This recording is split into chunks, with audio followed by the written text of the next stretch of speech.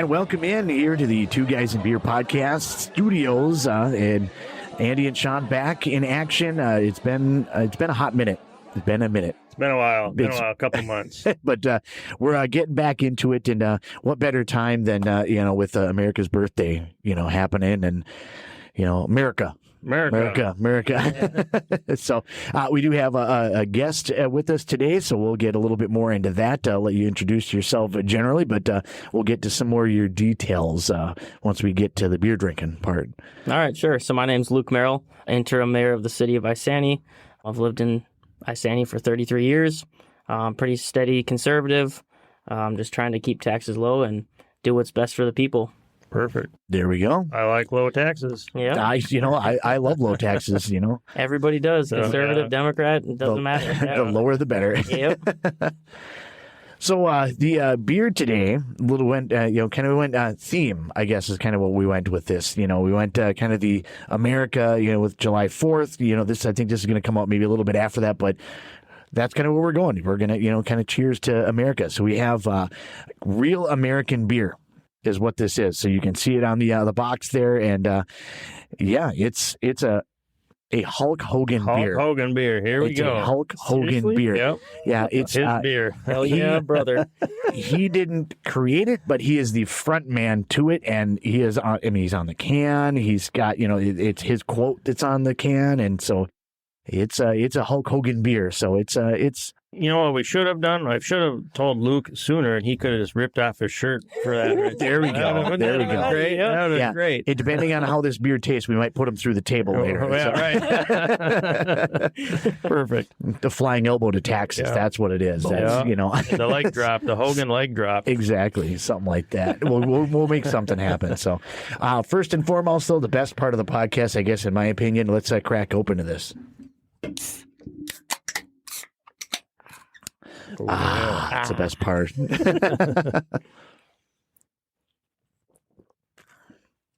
So it just says light beer. Not really, I'm assuming it's like a version of a lager, but I don't see it listed on the couple here that they have. But it just says light beer. It is definitely a light beer. This is a easy drinking, kind of malty, something you're going to have. High lawnmower scale. You can drink a dozen. Oh, absolutely. It's not like an IPA where you get tired of it right away. Mm-hmm. Yeah, I don't like light beer, so I think this sucks. Actually. So if I drink light beer, it's a Coors Light, because Coors Light actually has a little flavor to it. It does? It does. Since Trust when? me. Well, we should have done a taste test. If you do 14 of them, you find some flavor in there.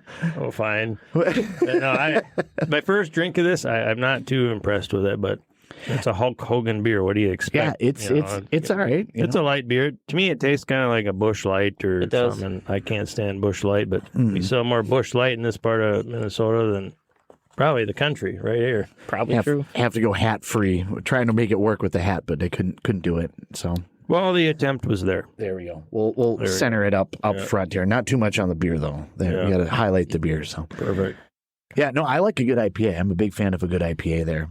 To update, if you haven't checked in a little while, to update you as well, when we talked the lawnmower scale, what was the other one that we had? Was it the campfire scale? Yeah. So at one point in time, Pete Coors, if you know Pete Coors, Coors Light, head of all that or whatever, said he doesn't understand craft beer at all. He tried to kill, when they bought the Blue Moon, they tried to kill Blue Moon for many years, tried to just get rid of it, wipe it out.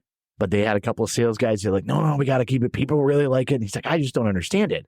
When I'm going to drink beer, it's not about getting drunk, but if I'm going to go drink beer, I'm going to have a couple, 2, 3 before I get good and ready to mow the lawn. I'm going to have a couple while I'm on the mower, and I'm going to probably have a couple, 2, 3 afterwards when I'm admiring my nice job. Yeah. I might not even be drunk at that point, but it's a good, refreshing drink, and that's what his mindset was for making beer. Thus, Coors Light and the same ilk. This is kind of in that range. But yeah, so that's where like an IPA is going to be like a 1 to 2 for a lawn mowing. You know what I mean? Maybe you have one while you're doing it, definitely one afterwards, but you're not going to have more than one doing it. It's just going to be too hot and it's going to be too heavy, so. It'll be heavy and thick. Yeah, you don't want that type of beer when you're mowing the yard and you're all sweaty and it's 90 degrees. It's like after playing basketball. I know you play basketball. You don't want to go for an IPA or an ale you want a light beer or a lager, and slam her down. So Coors Light, water. Yep. yeah. Yep. Yeah. I mean, Hydrating. a flat of Mick Golden Tall Boys out of the softball tournament, it's hard to beat it, Yeah. I mean, the softball you can beat, but So, yeah.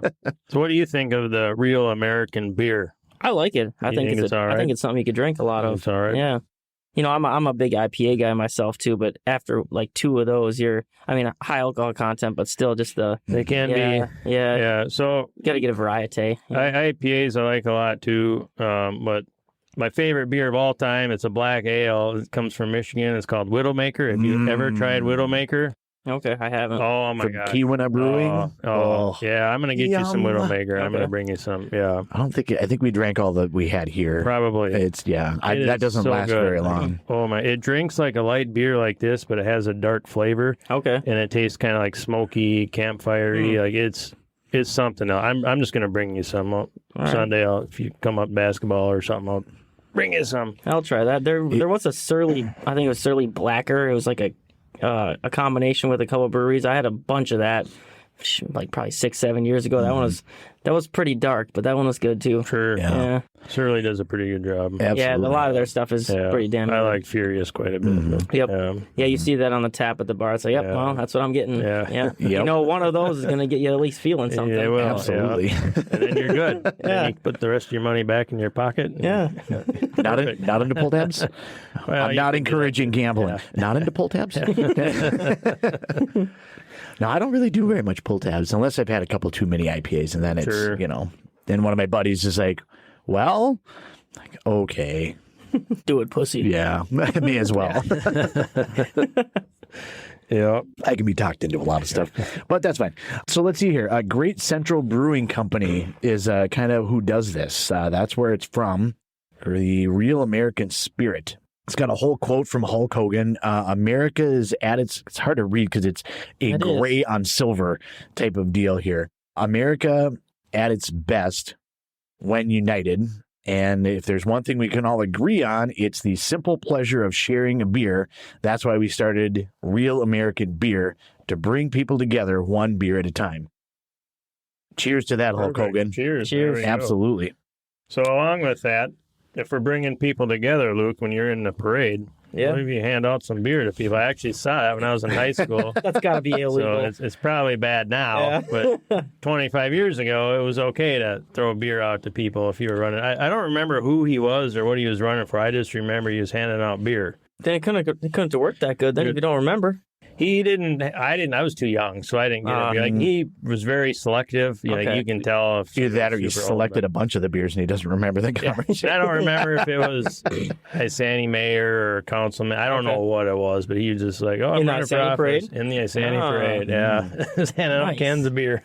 I like that idea. So not too many, maybe one every 50 feet or 100 feet. Like, it was pretty minimal. But he was like, "Oh, here." And then you say, "Oh, here." It gets the people going. So I'm like, that's pretty cool. It's a good way to get some votes. I'll have that question maybe in my pocket later about something with that, like the social district idea, the concept of that, where certain areas or like the whole city is just like Vegas. You grab a beer and you just walk around. Sure. You can have it wherever. So I think Anoke has a section of it. Too, like a block. Or there's a couple places that have blocks, it, but it's not super often. But it's kind of a fun idea. I mean, some places it's more an understood social district more than. I think that's kind of what most things are in Isanti. We're a little bit relaxed, and if you're not being an asshole, you're going to be fine. Really, at the end of the day, that's the key right there. Yeah.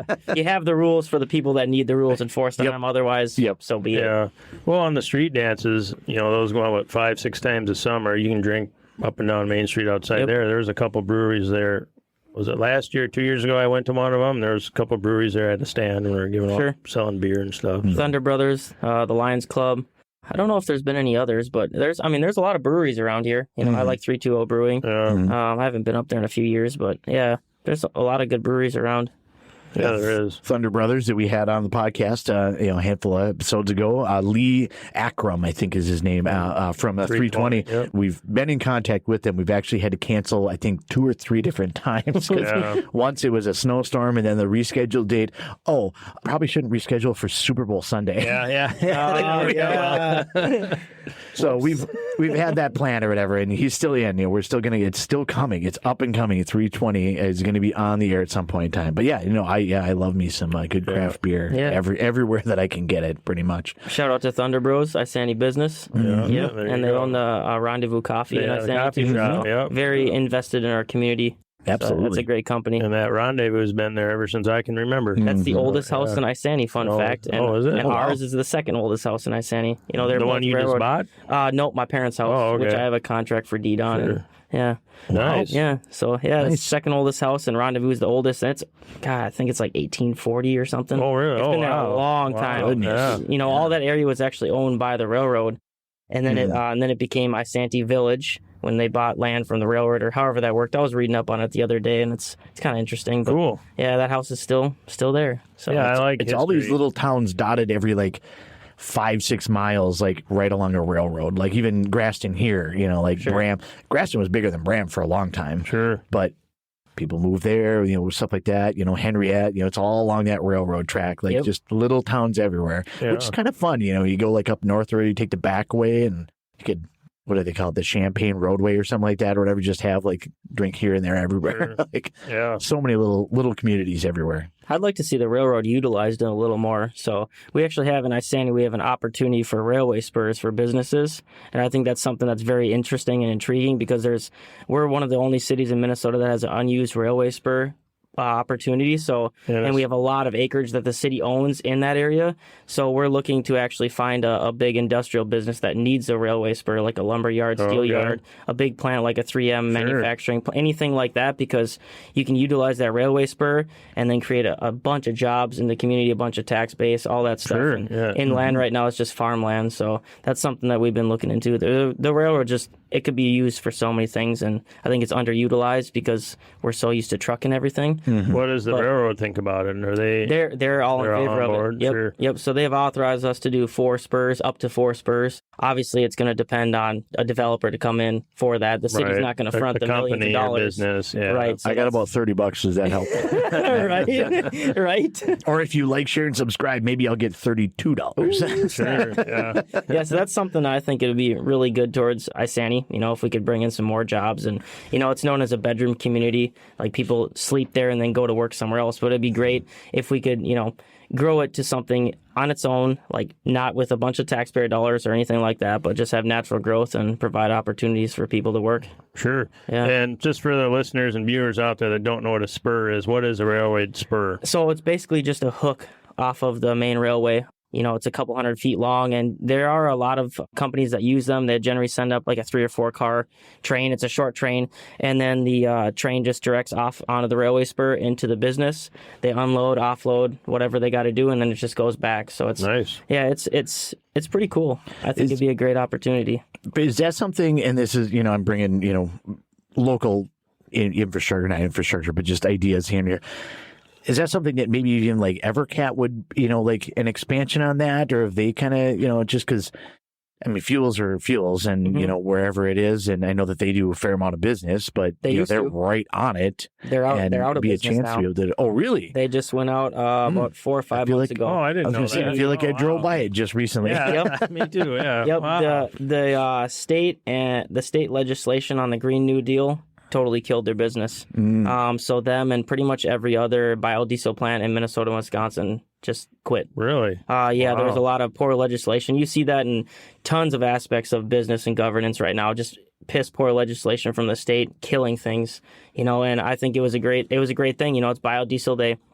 They recycled stuff that was just going to be thrown away or having to be disposed of, and they make it into biodiesel, which can be used, to transport more goods. So it was kind of productive or unproductive on, the Green New Deal. Well, you just got rid of a green energy source. So that was a big bummer. I know their building is for sale, but yeah, that was a pretty good location. So yeah, it's a pretty good location for a company, I think, or a business. Mm-hmm. Yeah. And I think the biodiesel thing is neat because my wife owns a towing company. Her family doesn't. for a long time, they made their own biodiesel for their trucks. And actually, they still collect vegetable oil from restaurants all around Minneapolis, St. Paul, the Mall of America. Like, we get all their oil. And we boil it down. We don't make it anymore. I shouldn't say we, because I have nothing to do with the company, but my wife and her family. And they do that and sell it off once they boil it down to companies that do make biodiesel and use other things for it. So it's a neat thing. It's a neat thing. Yeah. Yeah, that was a sad one for us. Absolutely. Yeah, it's a bummer. I knew a guy good that sized worked business. there. Yeah, I did too. I used to play baseball with that guy. Yeah. My neighbor was the head maintenance guy there since they opened, so it was crazy. They only got notified like 8 days before it was going to close. He had no idea. Yeah. What a bummer. Nobody really knew. So just bad legislation. That's why we got to fight for our state and fight to get it back. Right. Absolutely. I agree with that. Well, now I got to come up with a different business idea to be able to take that over there. I got all these $1 million ideas, I'm just going to make IPA by the vat. I mean, I think Coors Light or something could use that railway. There we go. There we go. I don't know why the hell they want to come to Minnesota. Well, we can make a Two Guys and Beer that we talked about and haven't made yet. I love it. Danny's got hops out there on the silo. Yeah, got some. We could source everything right here. Be able to do that. We're going to get Brandon connected in on that. We'll make that happen. Yeah. And then just start releasing it out everywhere. We'll start handing it out at parades. It'll have a Coke label over the top. Yeah, that's an idea. Never even know. Yeah. So just a couple of quick things. I want to kind of go through this just because it was here, the beer, and Sean did a great job, getting me some prep work. So some key facts, founded in 2015 by two friends that have a passion for craft beer. That is something that we've heard fairly often. Passion for that, of course. It came from the Chicago's Fulton Market District, which we've had a couple of different Chicago beers that we've done over time, and such a great area for beer. I guess for the longest time, obviously Wisconsin, I don't know about the craft beer, but Wisconsin's known for beer. Or just drinking beer anyway. Exactly. And Colorado, a huge beer drinking scene. Yeah. And Minnesota is a massive craft beer capital. I guess I never really, until we've done more, never really realized that like Chicago or that Illinois area, Indiana, was such a huge craft beer area. But the more we've done it, it's quite amazing with that. They do a lot of collaborations, including with War Pigs, which is one of my favorite beers. War Pigs is fantastic. Yep. All Rise, Around the Bend. So it's actually, the brewery is Great Central Brewing Company, and Hulk Hogan's Real American Beer is one of the collabs with them. So that's kind of where that comes from. That's who actually makes that or whatever. So 2024 is when it started. Limited U.S. markets, expanding through 2025. So they're ever growing, but sold in patriotic cans, as you can see, with the red, white, and blue. I don't see an eagle anywhere on there, so we're going to have to talk to their marketing people. Have to give click feedback and send it in. But even Maplewood Brewery and Distillery is something that they collab with. So a lot of collaborations with that, and kind of a cool deal. So yeah, that's a lot of stuff with the Great American Beer at Great Central Brewing Company. It sounds like they don't really have, at least what I could tell, unless I just missed it, they don't have like their own tap room or kitchen. It's more of a brewery that will collaborate with, like, here, I have all the equipment, come and make your thing here, and then you can distribute however you want to do. It's more of a kind of a contracting kind of thing. A lot of contracting they do, yeah. Which is good. I mean, there's a place in the market for that, I guess, in my opinion. then you're not spending, tens of thousands of dollars in equipment and then the building and all of the different stuff. You can, if nothing else, I mean, maybe eventually you do that, but that way you're not fronting all that money. Sure. You can get into it a little bit and like, hey, people like my stuff. I'm going to go ahead and do it up. So, but yeah, so it's kind of a cool thing, and a great place to be able to do that in that Chicago area. Again, just more Chicago beer. But I don't know. Yeah, real American beer. It's bringing people together like us fine fellows. Have you guys ever heard of microphone brewing outside of Chicago? We did an episode. We did do an episode on that one. I want to say it was the 3 nozzle. I don't remember the name of the beer. It was something like, it was like a double or triple IPA. He's got a lot of flavors in all of his beers. And they change constantly. Yeah, that's a really nice place. Yeah. I was out there for a car show boy, I think it was right before COVID hit, and I'm friends with the owner on Facebook, and he messaged me. He's like, "Hey, you should come out and check out the place." And I was like, "Oh, hell yeah, I love beer. I love craft beer." So I went out and checked, looked at all the stuff, and he gave me a tour, and I watched some of the stuff being brewed and canned and labeled and everything. So that was pretty cool. And he sent me home with a bunch of different kinds, and I was really impressed when I got home and tried them. I was like, "Holy hell, man! Yeah, too bad you're so far away. I can ship, I bet." Yeah, no doubt. Yeah, their flavor was really good in all their stuff. Yeah, I don't remember we had a few beers from them, a couple, and they were super good. Yeah, very flavor. They made good stuff. Yeah. Was it the Depot? Is that where we got it? Or Amanda picked it up at the Depot? I don't remember if it was the Depot. They have the weird off-the-ball beers you'll find anywhere. The Dabbler Depot on West 7th. Yeah. Okay. Yeah. I don't know what that It was either there or it was down in Rochester, or no, Mankato. I think there's another craft beer liquor store down there or whatever that that's all they have. They don't hardly have any Coors Light or anything there. It's just walls and walls of stuff. That's cool. Yeah, he's a great guy. That place was really cool too. It had a bunch of like amplifiers cut in half and mounted on the wall and all sorts of. Cool. It was more music based. Like theme, Mike, his name's Mike, so it's Microphone Brewing. I thought that was pretty awesome. Yeah, it's neat.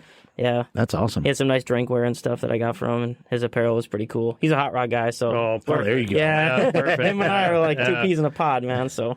Well, now that we have a contact, maybe he wants to, we can do an episode. We'd probably have to travel for that one, though. Sure. Because in the future, we're talking about traveling to do podcasts at the breweries themselves. Mm-hmm. That'd be pretty awesome. We get more established a little bit, or mobile equipment at least. Yeah. It's part of our great road trip. Yes. Yeah. Great two guys in beer road trip across America. Chicago's good. He said Chicago's good, so hit a few. Just make sure you carry. A lot of them there. Make sure you carry while you're there, and you'll be all right. There we go. Yeah, absolutely. Well, you're not supposed to in Illinois. Yeah. And I just carried through there last week, so you forgot. I kept it in my truck. Right. So, yeah.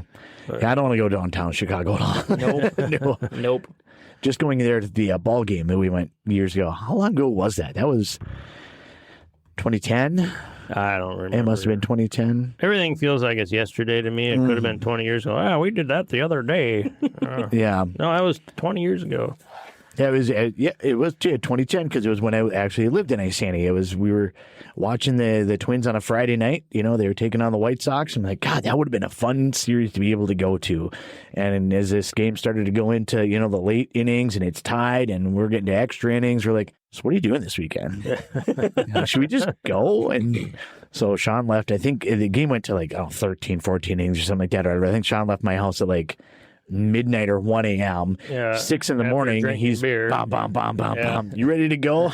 We're road tripping to Chicago. I'm like, we're out of here, man. Yeah, why not? So ran down there, watched 2 games. I think Amanda, we were dating at the time, and she'll hate me for telling this story, but we were dating, and she called me. Was it on that Sunday? I think before we came home or whatever, and she's like, "What are you doing? You want to go get dinner? What do you want to do?" And I'm like, "Well, I'm in Chicago." And she messaged me. She's like, "I don't know if this is gonna work. You are way too spontaneous. It wasn't even you. Andy's too wild." So I like to heckle her about that a little bit, So I brought her back a White Sox sweatshirt, mostly because it was 12 degrees there, and so I had to buy because I was cold. I didn't pack and plan very well for this trip. Ended up some random hotel in Indiana or something like that. Yeah. I think we went to a Walmart to get some food or some snacks or something like that or whatever, and that was a scary opportunity. Almost, I thought for sure it was going to happen. We felt like it. Absolutely. Yeah. Last time I was driving to Chicago, I don't know, it was probably 2 or 3 years ago. I was on an interstate, probably 15 miles out of town or whatever still, and there was a huge brawl with 50 people on the side of the interstate. I was like, what in the hell? Just driving past, what the? Perfect spot for a brawl. So weird. Yeah. I'm like, what is going on out here? Did anybody wave or anything? I don't know. I don't know. Yeah, that's a whole different animal down there. It can stay there. I'll just get the beer remotely. Maybe we'll meet Mike in Milwaukee or something in the Miller Park parking lot or whatever it is now, State Farm Park or whatever they call it. Yeah. I'm going to call it Miller Park forever. Kind of like XL Energy Center is now going to be the Grand Casino Arena. It is. They Yeah, announced it's no longer They the announced X. it this morning. Oh, that's pretty lame. Yeah, everybody's So- going to call it the X anyway. 100%. Wow. Like the fact that the casino took over that paid for those naming rights. That's very strange, too. Nobody's going to call it Grand Casino, whatever. They're saying, "Oh, we're going to the X." You know, Yeah, like, yeah. What would be the nickname for that? We're going to the jackpot. We're going to the slot machine. jackpot, We're going to the pull tabs. We're Right? I guess we're blackjack. Yeah, I don't know. I don't know what you'd call it. But I'm sure they're going to come up with somebody smarter than me is going to have like a page full of one-liners. Yeah. sure. You know, Some- Put it in the Ice. comments below. Let us know what you exactly. think. You Yeah, give us feedback. The best one, what we'll do, we'll send you a Real American beer. Yeah, we'll send you some real American beer. So the best comment wins. know? And there might even be beer in the can too. If we send it. Okay, now I didn't want to overpromise. I don't know. Shipping's getting expensive, Yeah, it guys. is. That's true. If you're local, we'll just drop it off on the way to work or something. So the other part, so not only we have the beer, but we also have, as I said, the interim mayor and candidate for mayor of Isanti, Minnesota. So we'll bring you, kind of already been in the fold here, sorry. but no, that's great. We'll bring you a little bit more in on your side of things. We talked a little bit about some of the stuff and, with like Evercat fuels and like some of the other stuff going on in town. Let's get a little bit more information. Let's go deep into, not into your eyes, and we're not going to be weird. I haven't had enough beer for that yet. A little bit about yourself and where you're from and just kind of the Reader's Digest version of your autobiography. All right, sure. All right, like I said, I'm Luke Merrill. Graduated from Cambridge School System in 2010. Went to UMD. I got a bachelor's in psychology and a bachelor's in economics with a minor in finance and a minor in marketing. I went pretty hard those 4 years. It was like 200 something credits in 4 years. I was on they had this, a credit system. If you took more than 15 credits, everything was free and everything after that was free. So I just went ham on it. I grew up in a low income house.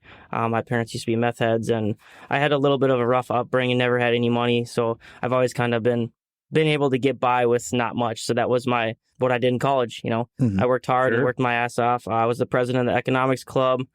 I was on the Dean Student Advisory Council. I did a lot of leadership type stuff. I really wanted to get immersed and I wanted to, set myself apart from everybody else in the schools. I had a goal of being like a manager at somewhere.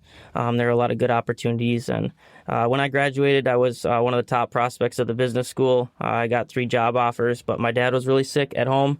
So I decided, he was given like 6 months to live. And I decided, you know what, I'm just going to put this stuff on hold, go home, take care of my dad. I turned down one really good job. It was almost $200,000 a year starting down in Austin, Minnesota.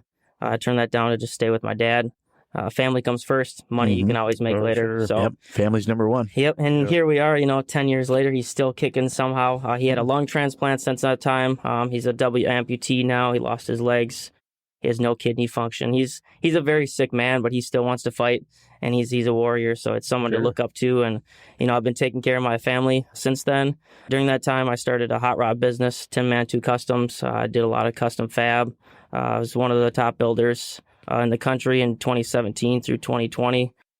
And I was recognized for, being a young builder in the industry. So that was really cool to be able to do that, and stay at home and take care of my parents and kind of wrench on stuff I love. So that was, that was really nice. And then I started seeing some very poor fiscal management in the city that I love, Isanti. And my parents, like I said, have always been low income and taxes have been a big hit. And there's been years where they get their tax statement, they don't know how the hell they're going to pay it.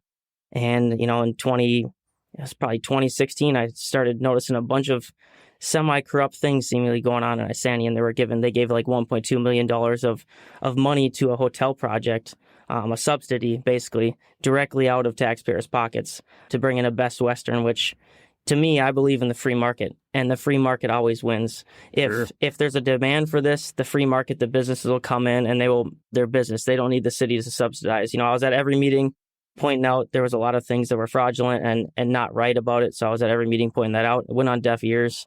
And city council at the time was they're just really complacent. They didn't think long term. There's just a lot of little things. And it's like, well, I don't like what I see in here, so I'm going to actually get involved.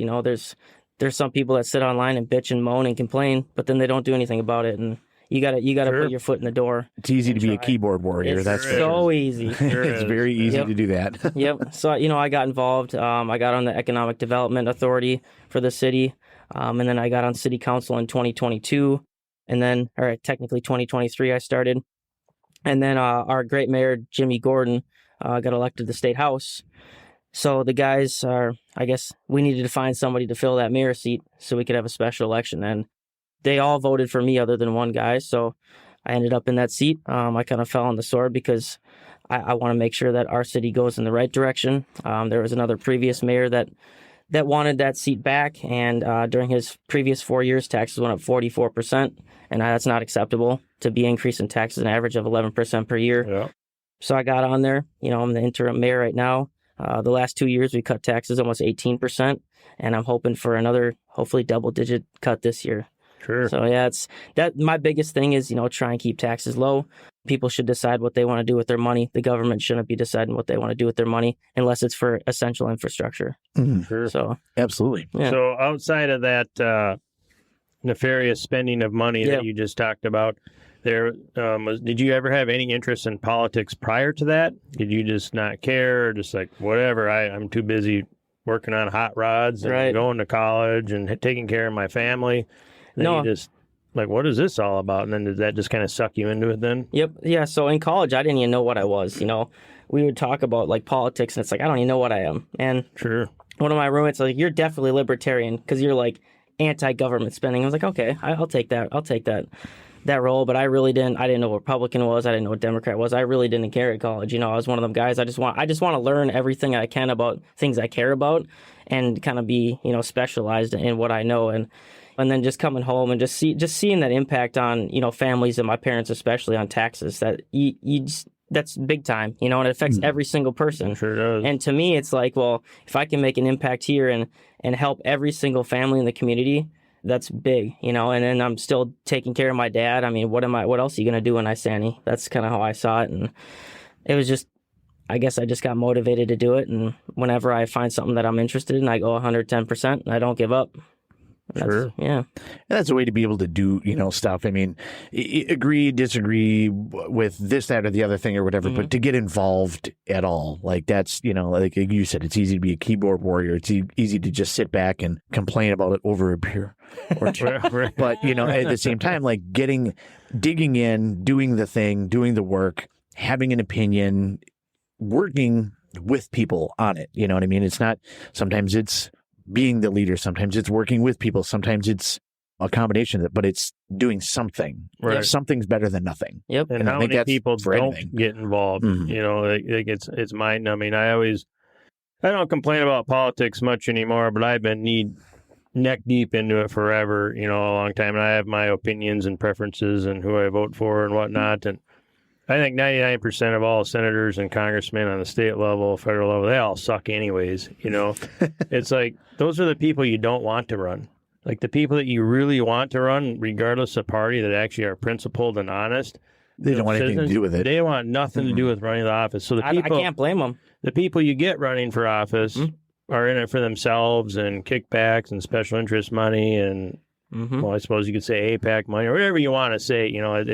They might go in with the intent and then they get sucked up by everything and then they're gone. Yeah, it's really hard too, and it's such a thankless job too. When you're local politics, it's great because you're representing your community, but on one decision, you're going to have half of the people that are really happy and the other half that are pissed. Or you try and make the decision for the majority, and you try and make the most people happy, but you're still going to have people pissed off, and it's basically volunteer work. It's next to no pay, and who wants to put aside their whole family life to do that? It has to be a certain type of person, especially on the local stuff. But then what's really sad is the senators and House members and whatnot, they make a lot of money, but nobody holds them accountable because they're kind of far away in a sense versus like the mayor. Even though the mayor is really not that big a deal, the mayor and city council get all the heat for everything, even if it's not a city-related issue, like a county-related issue, the mayor still gets the heat for it. It's like, and then it's a tangible thing. You're a real person that I can see and I can you're really there. Especially if you're more accessible. Like I've tried to focus on being very accessible for people because in previous years I've seen where the politicians, the city council, mayor aren't accessible, and I don't think that's right. You know what I mean? If you're going to actually go out and be that person, you have to be accessible. Facebook message, call, however the person's comfortable, you have to be accessible. And I think a lot of senators get complacent because they're not held to that standard by the people. Like if I make a decision that's like, people think it's a bad idea, well, I hear about it, and it's like, well, then I listen to what they say, and I try to just continue to be informed on what the community wants. That's all you can do. But senators and even the president, all that stuff, they kind of lose sight of that because the job is so big. It's such a disconnect, and that's I don't know how you fix that. I mean, that gets into a way bigger conversation that I don't think we need to have right now. Sure does, but it just because, I mean, when you're a half a country away, or I guess to be, if you're in California or Oregon or something like that, you're a full country away. It's such a disconnect, and so, like you said, such a bigger thing that, like, okay, well, here's this bill that's this big that has billions of dollars in it. That, like, how do you even begin to try to? This is going to affect these 12 people. Local politics are really where you can have that change, but it's such a disconnect. And just because that's what it is, I don't know, like I said, I don't know how you fix that or change that or whatever, but it's definitely, it's such a hard thing, you really got to drive that local much more. Sure. It all starts local. The Isanti County Republican Party has really been rejuvenated the last couple of years. There was some bad leadership in there before, and they were skirting the legality of the whole process and basically recommending themselves for seats for like the House member seats and stuff like that. So it was taken over, thankfully, and the Isanti County Republican Party has done amazing work trying to get new county commissioners and city council members and mayors into place because it all starts local. And if every single local jurisdiction does what their local people want, then you have an accurate representation of your people. And I think if we're really going to be serious about it, I think we need to get past all the state oversight on a lot of things.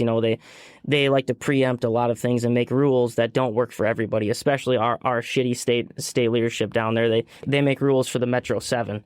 They think about the Metro 7, but then they forget about all the rocks and cows. You know what I mean? And that doesn't work for us. They just passed new legislation that for the legalized cannabis stuff. Well, the city was supposed to get a large portion of that tax money. Now they passed legislation where not only did they up the tax cost to the business owner, but they took all of it away from the city.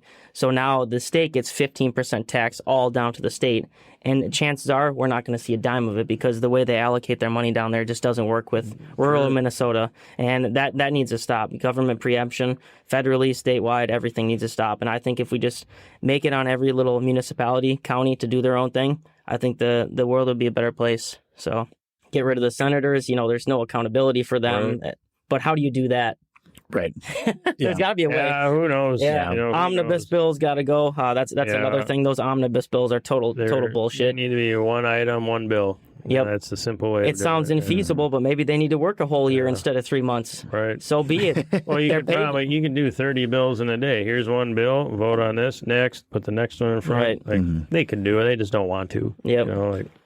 Yeah. So you talked about you heard the things that have been brought up or whatever, even about like if you can't feasibly read or review that bill within a normal time frame, it should be failed. You shouldn't even be able to bring it to a vote, which I think that, I mean, again, we can get into the whole political side of that, of what you should or not.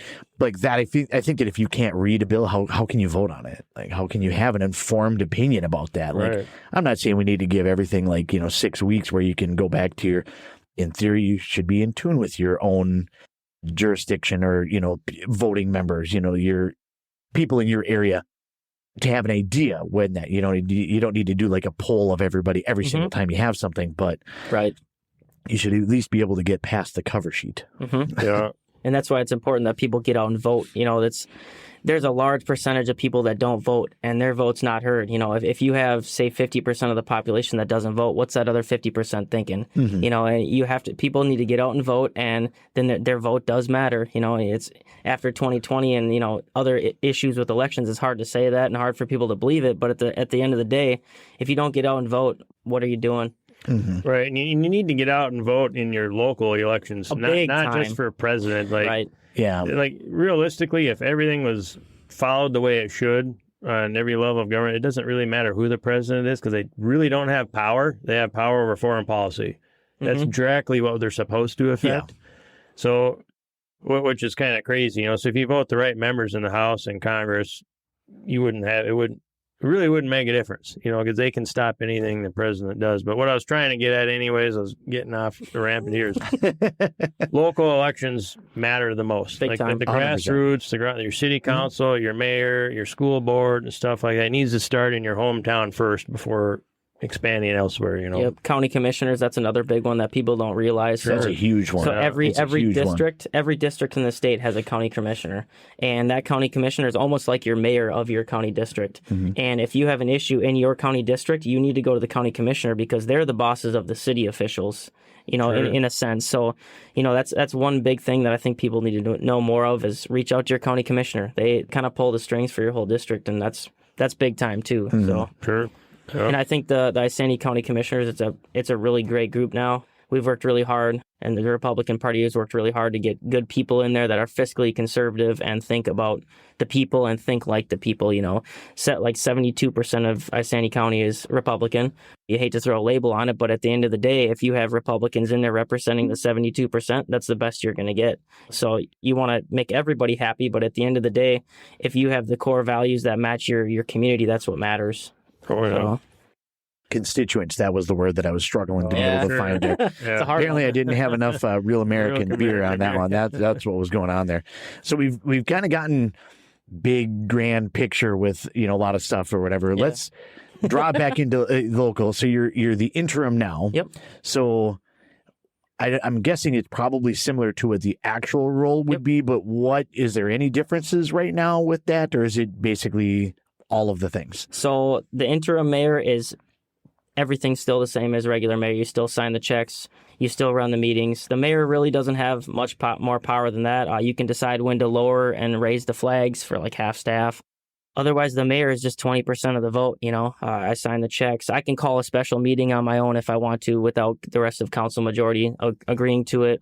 I haven't done that, and I probably won't. But you never know when you have to do that. So it's just as much responsibility, just has the word interim in front of it. So, okay. Yeah, and I'm in that role until I think August 12th is the election, but I don't remember if there's like a week after that or when I'm actually out of it, but hopefully I'll just stay in it. Sure, yeah. We have a really good team right now. The five of us work fantastic together. This has been the most open and most conversational and educated city council board I've ever seen in Isanti, hands down, not even close. We've done a lot of things and dove into pretty much everything because we're kind of trying to run the city like a household. Households are going to be efficient with every dollar. They're not going to go out and say, hey, we have the money here. Let's just go spend it on a truck. It just doesn't make sense. So we've been trying to run everything like that. And, households conversate about what they're going to spend money on. The government should too. Sure. So with that, we'll take the negative first, and then we'll go with the positive the rest of the time. Sure. Is what we're going to do. So if it doesn't go to that, would you revert back then to like a city? Because you said you were on the city council. I was. Okay. Yep. Did you have to resign that position to Correct. be able to? Okay. I wasn't sure how that worked, or if it's kind of like a dual role. I suppose then you'd have like 40% of the vote instead of 20%. Yeah. So that was you wield a big stick then. that was a really hard part of that decision. The people wanted me to run for that mayor seat, the interim mayor seat, and council appointed me. I mean, I don't know, but it was really hard for me to decide because I really liked being on city council and I like being able to be vocal and being able to be that strong conservative. And then now it's just different with the mayor seat. You have to try and play the middle more, which is fine. I'm good at that too, but it's just different. And that was a big part of me thinking it's like, well, do I really want to fall on the sword and lose my council seat to be the mayor? I really don't. I don't need or want the mayor role or like the mayor, I don't know, stigma. I just want to be a normal dude. And that's kind of how I'm running it, just a normal guy trying to do the best for the community. But that was tough. So I gave up the council seat. We appointed someone in that seat, and he's great, Nick Peterson. So he's taken my seat. And if I happen to knock it in, then I'm just out for now. And I can build hot rods or do whatever I want. If that's the case, obviously I'd like to stay in there because we've made a lot of really good changes and a lot of good headway on taxes, and I think we're going to see a good decrease this year. So, yeah. Nice. I'm You can excited still about show it. up to the meetings and bang your fist on the Yeah. I don't know. Be that guy. I could sure use some decrease in taxes on my property. Yeah. Unfortunately, it's not in Isanti County Right. or the city of Isanti. Right. Yeah, everybody, you just look at what counties and cities and even schools, what they're doing with taxpayer dollars. It's like they've totally lost sight of how households work. And it's just mind-boggling to me when you see, this is just $3 million. Well, what a lot of people don't do in leadership is you need to divide that $3 million by the amount of residents you have. So that's a big thing. I always think, like, say if a splash pad, for instance, that was a big one that the previous administration and the mayor I'm running against, it's a big thing for him. But that splash pad ended up being like $1.5 million. And we had to put a nix day on that because it got so crazy. You think about that, $1.5 million divided by 7,500 residents. And then there's 3 residents per house. So you can divide that 1.5 by 2,500 houses. That's a shitload of money. Yeah. That's what is that? $600 or $700 per household just in the tax money to pay for that splash pad. And that's not ongoing maintenance costs, I suppose. That's just initial. And your water usage. Yes. And we're actually getting heat from the DNR because we have grown so fast as a city, but so is our water usage. So we're actually like just at the top of what the DNR even allots us to have. So if we had that splash pad, they can start sanctioning us and fining us for being abusive use of water. And we looked into like water circulation systems, but to follow the EPA and the health board standards, that was like another $600,000 for recirculating, because you have to treat the water because there's kids. You have to treat the water as it goes in. So you basically have a mini water treatment plant.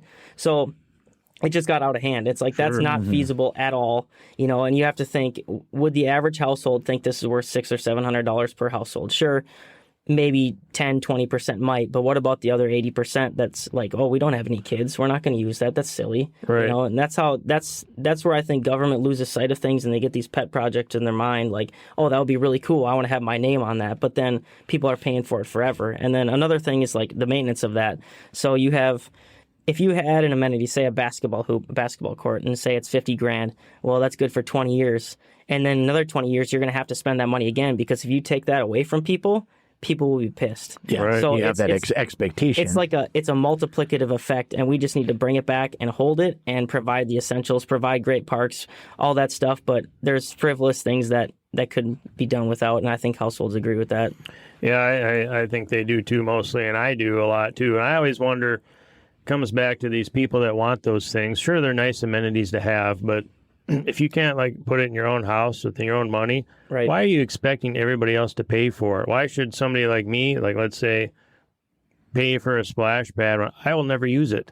So why do I have to help fund it? It's if you want socialism. it, why don't you privately fund it and privately build it, and somebody can privately maintain it or something, which for a splash pad probably wouldn't happen with private donations and ongoing maintenance and stuff. But whatever happened to that? Right. Why does everybody expect the government to buy all these things? Like Cambridge has been wanting a YMC forever. Why should the government and the taxpayers pay for that? Right. It's not a responsibility of a collective to build a gym so somebody can go play basketball or lift weights or run around a track. That mentality is just goofy to me. It's very goofy. Everybody wants something from the government. It's federal dollars. It doesn't matter. So now somebody from California is paying for your splash pad in Isanti, Minnesota. Why? Yeah, and that's the thing that I think that gets forgot sometimes is it's money from the government, so it's like free money. No, right. you paid for that yourself, so it's some of your own money that even came back in through that. Yeah, we had this conversation. It was a friend of ours that we were discussing. And we could get into the school referendum and stuff like that or whatever if we wanted to. But we were discussing one locally. This is probably 4 or 5 years ago now. And it passed, and it had a lot of stuff that did need to get done, and, the things with that. But the discussion was, well, why wouldn't you vote on that? And he's like, well, I don't have any kids. He's like, well, you don't want it to be better? It's like, well, I want it to be better. But he was a farmer that had 1,000 acres of land. And it was like, well, it's only 35 cents an acre or something like that. And it's like, well, yeah, but now I'm paying like $10,000 and I don't have any, like, not that you don't want it to be good, but it just be, and I mean, I think he ended up voting for it because I think he supported what it was at the time and what it was supposed to do. But it was just, I think it was eye-opening for that one person that was, I don't know if they were still in school or just out of school, that lived in town that had like a little corner lot with half an acre or something like that, oh, don't worry, it's this amount of money spread out amongst all of this. And like, okay, well, now you got 10,000 acres worth of land that person now is doing something with, that don't have kids or whatever, that right. You have to consider everybody. They get one vote on that instead of 10,000 votes. Right. But, and I always say, like, one of my favorite things to even just think about is the government isn't here to be your friend. They're not here to provide the things for your family that you should provide for your family. They're here to provide essential infrastructure: roads, water, police, fire. Some parks, okay, sure, but we're not here to have social programs where we pay for you to sit on your ass all day. That's not how government should work, and that's where we're kind of going astray, I think, in this state especially. And the government's not here to be your friend. Go out and make friends on your own. If you want to raise money for something that you believe in, great. Like, we have Illuminate Isanti, which is a light show that was started by the previous administration and the candidate that I'm running against. And it was very poorly planned from the start. They took like $100,000 of taxpayer money and bought lights. And they really didn't have much direction with it. And when I got in, we kind of had this burden every year. If we wanted to keep this event going, it's $50,000 to run it, $50,000 to run it. And we did it. We tried to switch it up every year. And finally, I pushed really hard to get volunteers because I think it should be a volunteer-run event. And fortunately, there's a great group of people that have offered to volunteer. And now we've authorized $15,000 this year, and they're raising money, and they're almost already at $15,000, and all that donated money they get back goes right back into the city's account. So now we have it structured so a volunteer group provides this amenity, which is, I think, how it should be for the more frivolous items. If a volunteer group, if the community thinks it's that great and they can get people to do it, awesome. Get them the tools they need to do that. If we got to front $15,000 to run the event and then they give it back after donations, great. I think that's the way it should be ran. It shouldn't be ran with taxpayers' dollars when they don't have a decision on it. This group decides if they want to volunteer. Taxpayers don't decide if they want to pay. Sure. So that was something that we've been working on really hard. And then I want to give a shout out to Isanti Together, the organization that started that, or started the volunteer group. And I think that's how most cities should be ran. Get the people of the community. If they think it's that valuable, they'll help. So, yeah, I'd like to see more of that in all levels of government. So I'm going to ask a question. This is going to sound like I'm pushing back, but I promise I'm not pushing back. This is me I'm asking for curiosity because I don't know the answer. And so sometimes I just want to pick your brain. I want to, find out. So let's take the Illuminate just as an example. We'll take something like that or whatever. From the standpoint of, okay, so you have this now amenity that brings maybe people to town from other areas. Sure. The argument on the other side of something like that is usually the tax base, or you're bringing people into town and they're going to spend, $14 more at Quick Trip or something like that, or whatever the reasoning is. Where is that? I'm not going to say a line or whatever necessarily, but how is that determined, or what are your kind of thoughts on when it becomes kind of like this is a thing that really does provide that benefit? It may be kind of frivolous and whatever, but there's a lot of people that come to town for it. We've seen it with, I think Illuminate is kind of like the Bentleyville. There's hundreds of thousands of people that go to that. Yep. Or even like the BMX track, things like that. Yep. The Jubilee days, things like that. How do you determine where that line is, or how do you even research the amounts? You know what I'm saying? I'm saying, I'm not trying to push back. How do you determine that? I guess that's why you're in that position and not me. I'm here drinking beer on a podcast. So that's a great question. We, this year, and I think last year, we got, I think they call it streetlight data from Google. So it tracks everybody's phones, and we can tell where the people come from, where they go afterwards, all this stuff. And the number one visitor after Illuminate Isanti was Walmart in Cambridge, which is great. And that the argument is, you bring people into town and it spends more money in town. But in real life, for Isanti taxpayers, that does absolutely nothing, because these businesses aren't taxed on what they sell or how much they sell or their volume. Obviously, they want to sell a lot of stuff, but they're taxed on their square footage. That's it. So when you have events in town and you bring in people, it's great for those businesses. Obviously, I'm very pro small business, and I love to see businesses thrive. But the argument that it actually does anything for taxpayers is it doesn't do anything. It doesn't directly. You don't get any sort of tax benefit back. Nothing. So, that's the argument that's always used for more social type programs, and economically it doesn't make sense. Now, obviously, like socially, it makes sense. Like, hey, let's get everybody some more business. Yeah, it's great. But that's not a very good fiscal argument. So it was interesting to see, the streetlight data and see where people spend their money. Quick Trip on Isanti was one of them. Fun fact, that Quick Trip in Isanti was the number one Quick Trip in the country. Oh, wow. In 2023. Heck yeah. That's a big time sales pitch. The Coburns in Isanti is the number one Coburns. Oh, really? That's a great spot, too. That's a great spot. Our liquor store is doing amazing, and the municipal liquor store, a lot of people don't realize that all the profits from that go back into reducing taxes for residents. So every year we take roughly $500,000 of the profit from that, and we put it towards decreasing the levy. So every household saves at least $200 a year on their taxes from Isanti, just from the municipal liquor store. So you're welcome. Yes, I have contributed to that. Yes, thank you. Cheers. Real American beer. Yep. So that's a big one. The municipal, and you just have to think of everything in a financial light. That's how I think of it. I guess you don't have to, but that's how I see. That's how I see government and finance. I mean, it's kind of my background, so it's fun for me to try and find where we can be efficient for taxpayers. And, looking at that data from Illuminate Isanti and seeing, where people come from, how many visitors. And then we even saw, I just did it in my head quick. I don't remember the exact visitor count, but we did the math, and it basically, if every resident, or if say that there's 5,000 people come, I think that's what it was, and it costs $50,000 to run the event. That means it costs the city taxpayer $10 per person. Now, does the average person value that at $10? Maybe.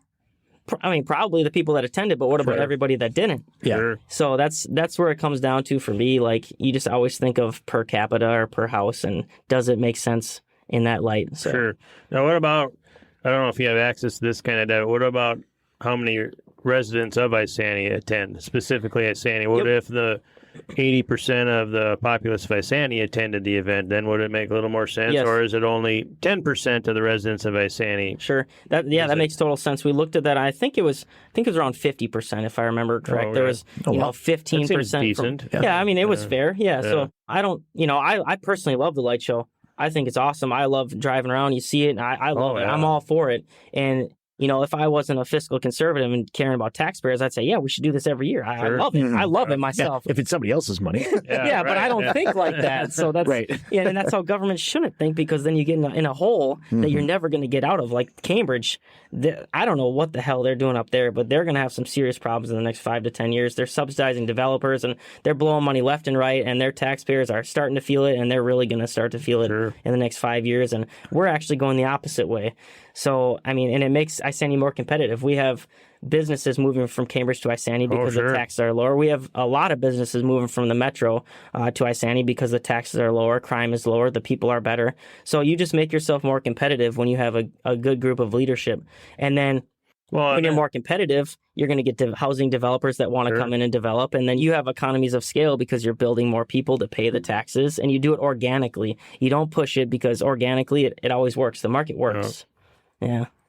Or build those Spurs, like we're talking about. Yeah. There you go. Yeah. Not the San Antonio Spurs. That's a way different. That's a different conversation. But only if the developer will front the money for that, because otherwise, you look at that. If it's $1.5 million, and over the next 50 years they're going to give $1.5 million of tax payback to the city, well, does that really make financial sense? Probably not. So you have to think about every decision like that. What's the payback period? So. It's like investing in the stock market. In the market, is, yeah. So we talked a little bit about like the Spurs and things like that. So we talked about the negative that, if you don't get that. Now it's positive. Sunshine and rainbows. Here we go. You're elected. You have like 974% of the vote. Yeah. I don't know where all these other people came from, but you've won it. You've won in a landslide. It's new records everywhere. Sure. And so now you have this term. What is it? So is it a partial term then? Yeah. Is it okay? So what would that term be? So it's a year and 4 months. So I'll have to be running again, campaigning again for next year. Okay. So you're kind of like right back into the fire, Unfortunately, there you go. That's handing out cans of beer at the parade. No, that's not okay. Okay. So let's say we'll change it and we'll say you get that one and then reelected because you won so big that time that we're not even going to have the next election. I don't think that's going to happen. You get 5+ years. So let's, on the list, let's take that 5-year kind of like outlook. We talked a little about some of the stuff or whatever. You talked a little bit about the Spurs potential commercial area, things like that. What are kind of your thoughts in that time frame? So there's a lot of smaller ideas, and I've always said, I don't think government should have an agenda. I don't think people should have pet projects because then you just get it like the blinders on and you want to just have this pet project. Another example is the amphitheater in Isanti, and that was $300,000 and it's only been rented once in the last 5 years. And that was a bad investment. But is that kind of by the Illuminated Park? Thing? Yep. Okay. Yep. I was like, where is their amphitheater? Yep. Okay. So that was, I don't think you should go in having pet projects. We kind of take everything, right now is when it comes to us, does it make sense? But I would like to see more veteran stuff. We are working on a veteran memorial with the VFW. So that's something that I think is really good. I would like to work on just stuff like that. Appreciating, our police, our fire, always fostering that relationship because they provide an essential service to our community. We just authorized take-home squads. Fun fact, Isanti Police, all of our officers except 2 live in the city limits. So that's really nice. cool. Yeah. And we took that into account, obviously, because every day these officers have to come in, and officers are really hard to find right now in the state of Minnesota. Legislation has made it impossible to be a cop or to want to be a cop. A lot of them gone to Wisconsin just because. So we've tried to make that better. The take-home squads, I think, is a big one. The fact they live in Isanti, it saves them 45 minutes a day roughly doing their change-out from their normal pedestrian vehicle to their squad car. It also provides the opportunity for each person to basically have their own car they're stuck with. And when you have your own car, you know the sounds and you know when stuff's going wrong versus when you're migrating, you don't know. So the maintenance will actually make our maintenance program easier to control because the officer that drives that car knows the car. The officer will be cleaning his car. And then also on big calls, obviously if there's a big crash and we need more police help, well, it's right at their house. You can call them in. They don't have to go to the hall and take that 45 minutes to change out. They can get right in their car and drive to the scene. I think it also makes people feel safer. So that was something that I think was a good amenity for us to add for people and for our police. And we also just hired we're full-time again, so we just hired another officer. So that's good. And that incentive for take-home squads was what put it over the top. Because, because most places are offering that. And if you don't offer that, I mean, it's a pretty big benefit. And if you think about it, nobody's going to be taking that squad car for non-police related stuff. Like a company vehicle, a lot of companies. Yeah. If you do that in a cop car, you're not going to get away with that. You're not just hooking up to the camper and it's definitely not a work truck that I'm taking up. Yep. Otherwise, I don't really have an agenda per se. I would like to see something I proposed in the last meeting. I would like to see right now we do what they call a park dedication fund. Every developer that comes in, they have to pay $1,800 per unit to the city for park dedication dollars. The park dedication dollars can only be used for new park amenities or replacing an old amenity with something different. So it's funny because when I got on city council, they said it was only new park amenities, but I read the rules on it probably 50 times, and it doesn't specify it can only be for new amenities. So we actually have been able to take some of that money and replace existing equipment with a newer model, and it still fits the mold. I argued with the lawyer and the city staff, and finally we found they figured it out, and now we've been able to do that. So that saves taxpayers a lot of money because now if, say, a slide goes out, and those slides are unbelievably expensive. Like, you would not believe a slide is $50,000. It's crazy. Wow. It's unbelievable expensive. For one plastic spiral slide. It's unbelievable what they make. Wow. So now we can take this park dedication dollars, which was only supposed to be for new amenities, which is good, but now we can take it and buy a new slide.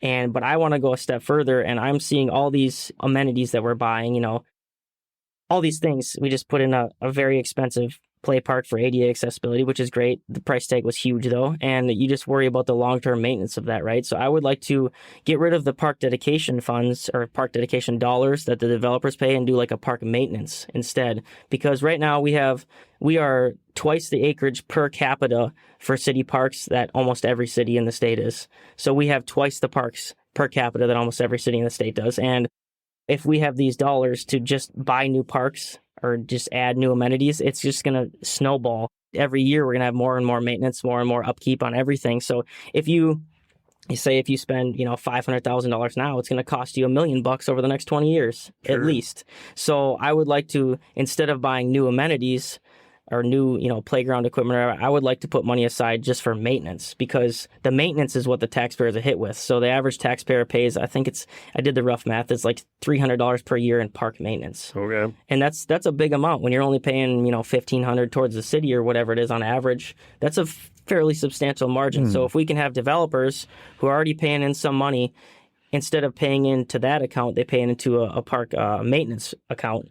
That would make a lot more sense for taxpayers, because then you're not taxed for it. Just the developers are paying for it. And obviously developers pay for it because new people want parks, but we still have great parks and you're still providing a park service. So I have a question about this. So those developers that build their apartment complexes or whatever they're developing, do they pay a yearly fee into the park? It's just a one-time thing? And that's the problem with the park dedication dollars. We had like $700,000 in it, and then we did that playground, and now we're at like $300,000. So that tells you how much a playground is. So now, once that developer's in and their money's gone, we'll never see it again. And eventually, Isanti's going to run out of land to sell to developers or to develop on, and then everybody that's paying taxes has to pay a huge amount of taxes to keep everything maintained, because you're not getting any dollars coming in. So then what? I'm thinking 50 years down the road. And I did the math, 50 years from now, if we sustain where we're at in maintenance costs and everything else, you're over $100 million in 50 years in just park maintenance. That's big towards our taxpayers. You divide that by 7,500 again, residents. Sure. That's big money. So that's only 50 years. That's 100 milli. Where are you going to get that? So there's a lot of numbers, and I love the numbers, but you have to have projections. Not going to be in pull tabs. I was thinking, what if you took that, what the developer pays, and you put 20% for new equipment, 80% into the maintenance account or something? Because then you could still upgrade once in a blue moon too, Yep. Yeah, so do a little bit of both. That's something I pitched at the last meeting. Of course, I got a lot of heat on it from people that don't understand on the internet. And if we can do it, if we can, kind of break the mold and do something a little more creative to save people money and just set yourself up, whether that's laid out 80-20 and 90-10, 50-50, that's just spitballing the idea and trying to get it in city staff's head, get it in front of our attorney and see if that's something we can even do. I mean, maybe I was told there's strict development laws and we can't do it, but I've been told there's a lot of things we can't do. And sure. Yeah, and just you got to push and shove. It's worth having the conversation. Ask the question, right? Yeah. And that's one thing that I'm big on. Ask the questions. Every meeting, ask the question, can we do this any more efficiently to get better bids on things? And we have seen a big payback on that type of stuff. You just ask the question and get, it's a great group of 5 of us working together. I ask one question, somebody else has a different idea, and then we go with that idea because it's awesome, and you just have to ask the question and communicate and work well as a team. And that's what teams should do. A team shouldn't just come in as council groups and just vote aye on everything or just vote and get through the meeting in 7 minutes. Right. You're there to talk, and you're there to make the best informed decision for everybody. And this is Andy on a little soapbox here. I'm usually the happy-go-lucky, fun-loving, beer-drinking guy. But if that's one of the things we talk about, ask the question. Yep. Everybody should ask the question in just about everything. And if somebody isn't going to give an answer, if they're going to get angry or defensive about it, then there's maybe something to that question. But really, it should be like I understand your question. This is what we have for the information. Mm-hmm. And that's why I say, like, when I ask the question, I'm not asking because I'm attacking or anything like that. Right. It's just, I want to know the answer. And you had an answer, and that was that. That wasn't an argument, and that's, I think that I feel like we've lost the ability to have conversations. That's on a different page here. There's a lot of that. There's a lot of that. You try and have a conversation and somebody gets offended because you flipped one word around or spelled something wrong. Like, come on. And you know where I was going with this. Everybody feels challenged with everything. And Right. it's like, well, can I ask the question and you can give me your answer? Right. I might agree with you. I just want to know your take on it. I love conversations. The more questions and more conversations, the better, because when people are asking questions, it gets people thinking. Yeah. You know, and you think, and you do the best work when you're questioned and when you come up with a solution as a team. And then, like you already said, more ideas come about. Yeah, Yeah, oh, absolutely. 100%. Conversation from everybody involved in the Yes. conversation. I love that part of working with the group that we got. It's freaking awesome, man. So that's something we've been pushing for, and I've been very vocal about it. Like, communicate, guys. If anybody wants to say anything at any time, even members of the audience, you know, people that come in from the community, I let anybody speak at any time because they have the technical open forum or public comment section. Sure. I think it's bullshit. If you want to talk and you have a question during a meeting, you should be allowed, as long as you're respectful, to come up to the podium and offer your suggestion, because sometimes we get a great idea from that person and all of us are like, holy shit. You know, that's awesome. So I think we need more of that too, you know, and Cambridge has done a really piss poor job of that with not letting people get their voice out and not listening to their people. And I just want to break the mold on that too and be open and let everybody have a voice. Just because we're elected doesn't mean we're the only voice. Right. Yeah. Yeah, you're a representative of the community. Yep. You know, the community. The community drives what you do. Yeah. Yep. America. That's right. I'll take a drink. That's what it was founded on, right? Hulk Hogan said it best. What was his punchline? Didn't he have was it a booyah or something? I can't remember what Hulk Hogan's was. All I keep thinking of hacksaw Jim Duggan with the hill, but that's a whole different, you know. All I can think of is Randy Savage, you know. Oh, yeah. Oh, yeah. Mm-hmm. But I didn't really watch wrestling back then. I watched it when I was in high school, so I was watching Diamond Dallas Page and The Rock and stuff like that. So I really didn't get into wrestling quite back then. But Okay. Same. I think I watched a little bit of like the old Saturday morning because it was on, but I didn't know that I followed it, other than Hulk Hogan. I don't think I could have named hardly anybody at all. So probably, was it Mean Gene? He was the guy that did all the interviews. Yeah, he did a lot of interviews. That'd be about it. But that's because he was there all the time. Right. Yeah, it's before my time too. Yeah. So I was kind of going, we're going to back the truck up a little bit because you got me thinking a minute ago, you know, with, you talked about that amphitheater. Yep. That everybody, the government wanted. I don't know if the residents wanted it or not. I'm sure there was a portion that may have. I don't know. Yeah. But one thing I wish would get more involved, like you said, there's that volunteer group. Yep. That's Awesome. doing things now. I wonder if they might be interested in trying to run fundraisers for those type of things. Correct. And I want to bring that back to Bram because I was a Bram resident for 12 years before I moved just outside of Cambridge.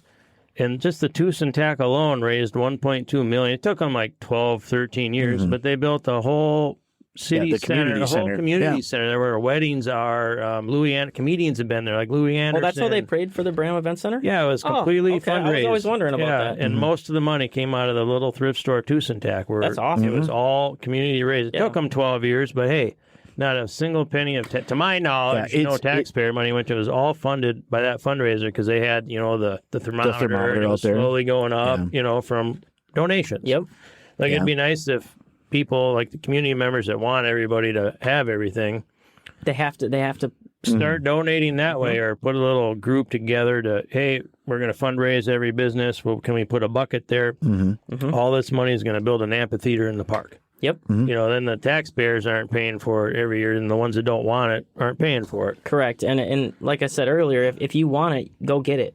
Right. If you think it's that important for your community to have it, put in a few hours, you know, 10 hours a month or whatever, you know what I mean? Everybody wants things, but nobody wants to do the work for them. Right. But at the end of the day, you're having to work to pay the taxes to do it. And everything with government is more expensive because all these companies inflate their bids 40 to 50% because they think that high? Yes, it is. Yeah. Because they think the city is just going to pay it because historically that's what government does. They just say, yep, motion to approve. But you have to start breaking that mold and save your people money, and that's a great way to do it. I'm super stoked on that volunteer group. You know, I think they're going to do awesome, and you know, I think Illuminate Isanti will be sort of the introductory, you know, run to see how well it goes, and then maybe after that, maybe it balloons. And that's why I named it Isanti Together and not just like Illuminate Isanti Together. They try to keep it vague so that they could in the future go on to other things. And that's freaking awesome. Yeah. So that to me is big time. How many people are involved in that Isanti Together program? Their goal was 50. I think they're at somewhere around 30. They usually have like 6 or 7 at every meeting. Even 30 people joining that's a pretty good amount. That's a lot of people. Yeah. And there was a lot of negative press about Illuminate Isanti, and I said over and over, if we don't get a volunteer group, this is going to go away.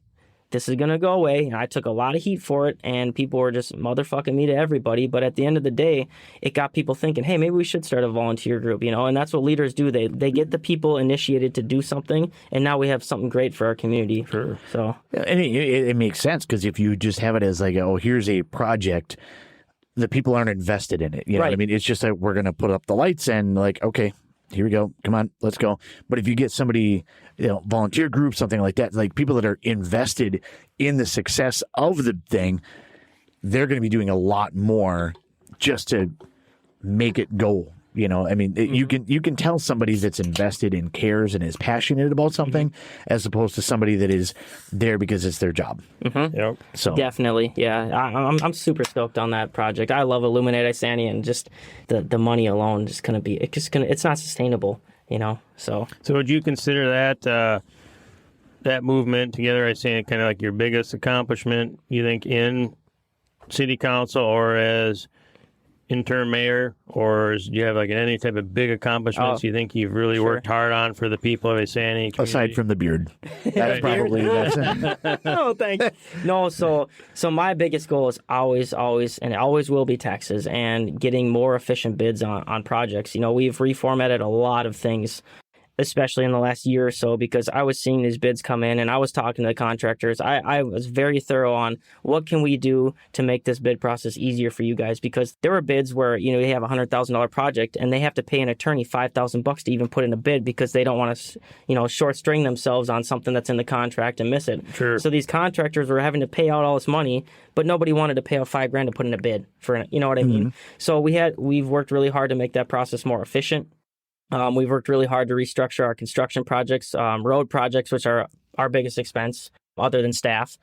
So we've worked really hard to restructure those. This year, we restructured a bunch of that, and we actually got like 3 times the bids on our summer projects that we usually get, and they were extremely competitive. So we had estimated for our mill and overlay projects this year roughly $1.5 million, and they came in around $1 million.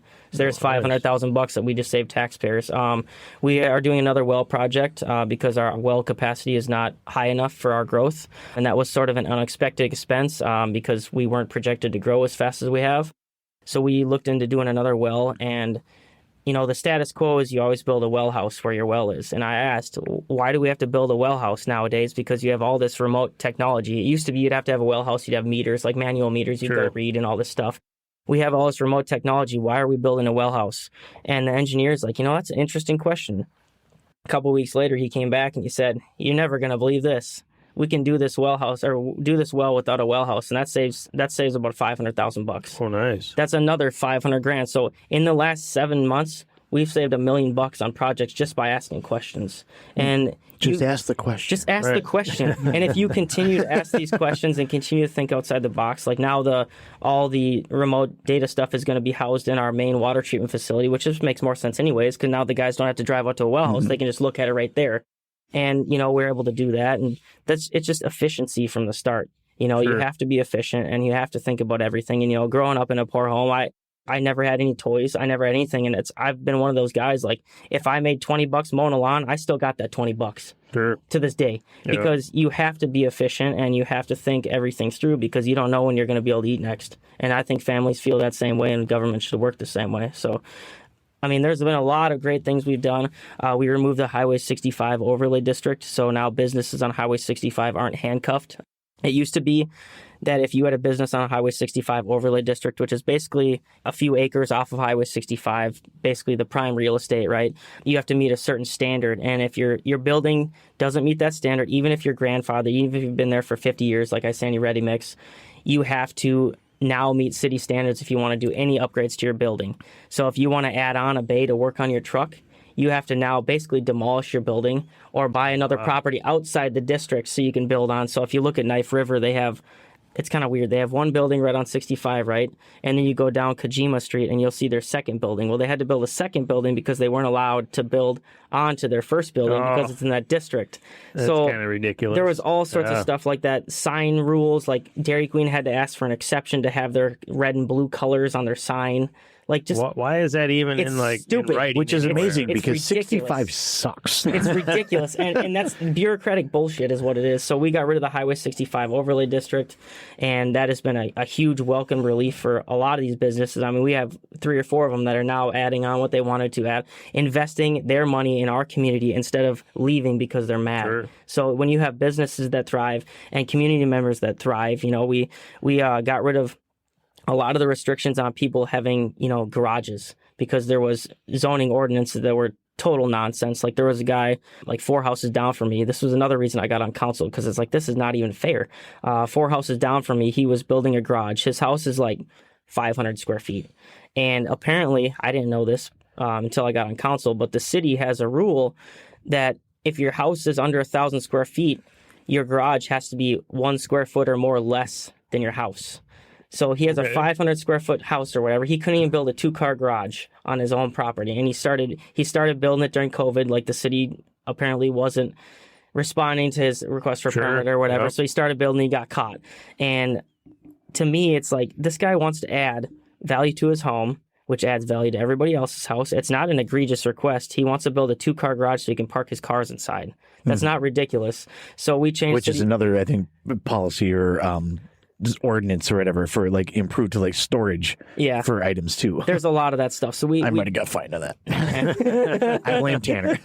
You're in the county though, but it's different. Obviously, so we changed that. So now like Blaine actually had a mold for it, which is interesting. You'd think Blaine is pretty nice. Yeah. But they had a percentage of land that's basically like built on. So like a driveway, a house, a garage, patio, deck, like it's impervious. I think it's called impervious surface. So they had like, I don't know if there was 40 or 50% that you could build up to. And if you looked at what our old city standards was, it was like 15% as an aggregate. Oh, wow. And so we upped that because then if somebody wants to build a 2-car garage and their house is too small, they're not handcuffed. Or if somebody if they have a big lot, like my parents and I, we own a big lot and, we could build a bigger garage because we have all this green space. So the rule was originally to reduce the amount of stormwater that's going into the storm sewer. So you want to have green space grass to suck up the water. Sure. So it only makes sense if that's why that's that way. People who have bigger lots should be able to have more space built on. It just makes common sense. If you have a 30-acre lot and you have, 5,000 square foot built on, that's a lot different than someone who has 5 acres in town that has the same square footage. Sure. So it's proportionate to the lot size. And that was one thing we changed. We made the city of Isanti a 2A dedicated city. I actually led the charge on that because there was a lot of bad House files and Senate files coming down. That was one of the first things I brought forward as a council member. And then we wrote a strong letter to the county on that. And then the county decided to make Isanti County a 2A dedicated county. And that's because we pushed for it so hard. We voted unanimously on it. And we pushed for it so hard and the townships got involved. And, you start that thought, the city of Isanti was first. The townships were second. Cambridge was against it. But as a majority, the county commissioners heard us and they made it a 2A dedicated county.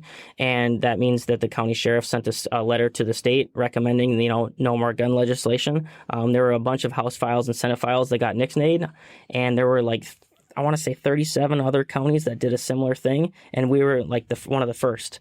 So, you start that conversation, ask the damn question, and you make positive change. Now, it doesn't really mean a whole lot. But there's a lot of people that, obviously care about that sort of thing. And constitutional rights are big time. And this community is big time in that. So if you go around, 70% of the people pro 2A. And that's, so you represent the majority. And that's what you do. Obviously, there's going to be other things that come through and they just fit the people. So, yeah. There's been a lot of stuff, though. I was trying to think about that before this podcast, and it's like, man, we've done so much. We've done so much because we've been in tune with each other as a council. Our city staff is awesome. I love our city staff. Just working with them has been great, especially our city administrator. What about the residents of the city of Isanti?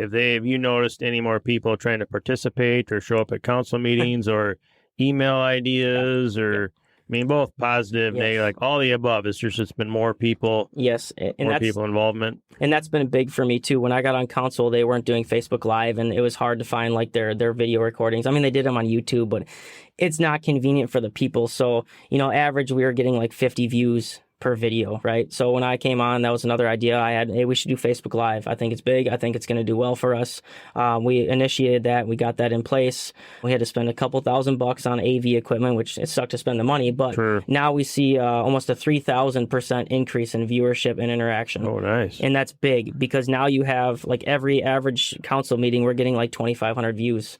And before we were getting 50.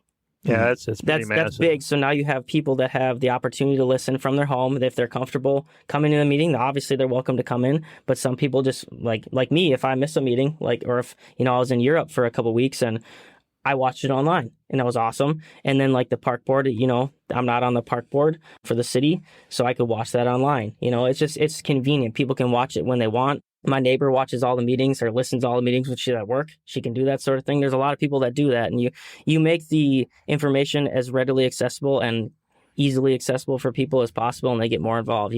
Obviously it brings out a little bit more Looney Tunes, people that are upset with what's going on. Sure. And you see it on Facebook. It's kind of a lot of belligerent people that don't understand how stuff actually works. And, obviously they're upset with how the political climate has become, and that's fine. I understand that. But at the end of the day, if you don't know the actual information, you should either vote for somebody that you think will provide better solutions for you or get more involved. Sure. That's democracy. So, and that's the nice thing about that access, access and involvement. Like you said, you jump from 50 to 2,500. It's going, like you said, it's going to come with, like the extremes, but at the same time, you're allowing that access for people that either wouldn't or didn't. Correct. And maybe it could be even, access and functional needs. It might not just be the crazy. It could be somebody literally can't really even get out of their house, but they want to still have that. Exactly. Have that ability to hear their voice. Yep. You know what I mean? And like now they can feel heard in one way or the other. So. I would love, and one thing that I really requested was, if we do the Facebook Live, I would love to be able to see those comments in real time, and then we could answer those questions. But legally, we can't with the way the open meeting laws are written. We can't even have our phones out. We can't do anything because of the laws. But that was one thing. It's like, how can we make this so people can interact with us kind of like they were here? Almost like a town hall kind of situation. So people can interact with us, and then we can think about that idea. Because sometimes I read the comments like, oh, shit, that was a good idea. But we didn't know we already voted on it. So, So why is that a law? It's an open meeting law violation. Come from? Where does this law come from? I don't remember the specifics of it. We talked about it a lot. That was when I got on. Can you just not do it? I'm not saying not do a law, but in this case, it benefits the citizens of the city you're working for. Who's going to come in and tell you can't do it? That'd be the state government, I'm sure. Yeah, or the federal government. It's probably a federal. Because why is that a problem during a meeting? I don't know the lady, but I hear once in a while in the background, when you ask her a question or a council member asks, and then she answers the question. Well, why not every 5 or 10 minutes? Oh, here we have a question right here from a resident of Isanti, and then say the question to the mayor and the council members and chat about why is that such a problem? I don't know. I pushed at that issue and pushed at that. I don't remember the exact answer. I've asked a lot of questions like that, but I know that was one that I brought back to like at least 4 or 5 council meetings. Because I'm like, I want to be able to do this no matter what. I know there was a thing with like obscene language can't be rebroadcasted to the. I don't know. There's a bunch of stuff with it, and then it's not fair to people that aren't watching live or something. Or I don't remember exactly. It was open meeting law violation. Well, if they're not watching live, they're not in the building. Well, then they're not paying attention to what's happening that day, anyways. Right. So it's like they're probably watching some reality show on Netflix. Yeah. Right. I don't blame them. I mean, city business is kind of boring unless you're really passionate like I am. So what I'm hearing is we need to just have somebody that has the chat open on a laptop that's like, question from the gentleman in the front. And then they just have 345 questions that night. Sure. Yeah. And then also, where do you stop that though too? Because you get a lot of... and that's who is it that has the discernment with that the mayor does. Because whoever doesn't this one's not going to, now my voice isn't heard or whatever. You can get sued. And, the legal public comment is supposed to be 3 minutes per person, but we let people talk. Sure. Because unless they're belligerent, I love all the input we can get. Because if you get 2 people to show up and they talk at a meeting, that's 2 people more than 0. And if they show up and they're passionate enough to talk about it, they should get the opportunity to talk about it. And I used to go into the meetings, and I actually got removed from a meeting physically one time because I asked a question that the mayor at the time didn't like. And that shit's not happening. I've been harassed. My mom was actually berated in the city hallway at the last meeting, and by 3 people that don't like me, and she was berated and cornered by them, and that's not fair. But at the end of the day, it's a public space, and what are you going to do? Unless it gets violent. If it gets violent, that shit's going to stop. Right. But at the end of the day, people should be allowed to speak. And that's why we've taken that policy. And it's funny because there's people that say we're not transparent, but then they smash talk us for allowing people to talk anytime in the meeting. It's like, they're like, that's not professional. I'm like, well, you want transparency and you want professional. Like, how do you do that? Right. You can't be more transparent than we are. We're posting everything on Facebook. Every day the city posts something. Like, we're as transparent as you can get. You can't get more transparent. So... yeah, it's an interesting road because you can do all this work and all this legwork for people, and sometimes it just don't resonate. Yeah. But you do it for the majority, man. So Right. Yeah, I love it. I think it's great, but it's difficult, no doubt. Yeah. I was into politics for a long time, but the last few years I just kind of gave up with it. Not so much the local and state level. Maybe I should get involved more in that, but on the federal level, I just whatever. I just drink my beer and call it a day. Yeah. I watch The West Wing. I won't lie. That's about my level of politics. I do find it interesting. What just really makes me mad is like everything gets stonewalled and the back and forth and all the corruption. And it's like these people, they get power and then that's what they want. They just get drunk with power and they don't care about why they're there anymore. And they just get kind of churned out of the system, and sucked in. It's like, oh, it's so disheartening. It's like, Yep. What do you do, I guess? Well, you need to get money out of politics for start on all levels, and that's my opinion. But right. anyways. Yeah. How's someone that makes that little money a year that rich? Right. It's quite questionable. And special interests. Both sides of the aisle. It's not even Democrat. I'm not talking a party. I'm just saying it's in general. crazy. Yeah. Ridiculous. Yep. But local stuff, there's accountability. That's big time. How do you get that federally? You actually should start getting people in trouble when they break the law. Sure, that would be a start. You found fraudulent money in Minnesota. You can connect it to our attorney general, yet they're not doing nothing about it. Yeah. Where does this come from? It's crazy. It's crazy. Yep. But if you start on the local level, like we already talked about, and then good mayors show that they're good representatives, good council members show that they're good council members, and you just move your way up. Yep. You get a little bit of experience. Well, now I'm going to run for House. Now I'm going to run for Senate. And state level. Now I'm going to run for federal. Jimmy Gordon. You're supporting Jimmy. Fantastic. Best mayor Isanti's ever had. Not even close. And he's a great guy, and he got elected to the House, and he's doing great things, and he's for the people, and that was something that he told me he was going to do it. It's like, man, I don't want you to leave. We have such a great group. And then he's like, well, somebody's going to have to take it over. It's like, shoot. So, but him down there, he's very good. Mark Horan is very good down. He's a senator. He's very good too. I mean, there's good representatives and there's bad, sure. And it is usually the ones that are there for too long. I see it as a 6 to 8 year sweet spot. We had one mayor before that was in for 12 years. And I think his first 6 years, he was pretty good. So, I think 6 years is probably about where people start to flip, Sure. So you got to move around, you get comfortable, Yeah. It's easy to do. It's very easy to do. Everybody's got lives and families and other things to put something on autopilot and whatever else, sign off. And it's very they do easy. the research. It's fine. Yeah. Yeah. It's a hard thing, though. Being in public office, I mean, you saw it with what happened to the senator and the House member who were shot, a couple weeks ago. That's terrible. And that's a very real thing in politics, and it's, people are pissed off, and you try not to enrage them, but at the same time, you have to make the best decision for the majority of people, so you're going to have people that are upset, and it's a thankless job. It's very difficult, emotionally draining, not only the person, but their family, everybody involved. It's not for the faint of heart. You have to have really tough skin. So I think that having the access and conversations, I think, is where that's really what changes a lot of that, because it's, like you said, it's a thankless thing, and, get attacked and, stuff like that happens. A lot of that, I think, is just people that, well, I wasn't heard, or, I'm sure some of it is like, I disagree with what you're doing, but for sure. I think that disagreement changes to that, like a whole different level when, somebody's just like, oh, you're not even listening at all to the other side or willing to have that conversation. I think that's when it starts to change. So I really like the change of the access and the change of, getting a lot more people involved and, listening to all the voices that you can. Definitely. And that's a very hard thing to do too. Going into it, I was on city council and I've always been very strong, vocally conservative. And now when you're in the mayor role, you have to be something a little bit different, and that's taken a little bit of time for me to get used to. I'm getting better at it every day, but it's hard because you have to represent everybody. Nobody's perfect. I had a difficult time with it. I think, it just takes practice, but at the same time, when you're getting attacked by people every day, it sure does make it hard to not just bubble up and just do your thing for how you feel. And sure, it's a learning curve. So, it's taking a little bit of time. I think I'm getting better at it, and hopefully people can see that, Sure. Yep. Got to be the voice for everybody. Right? Yeah. Always a challenge. Yeah. It absolutely is.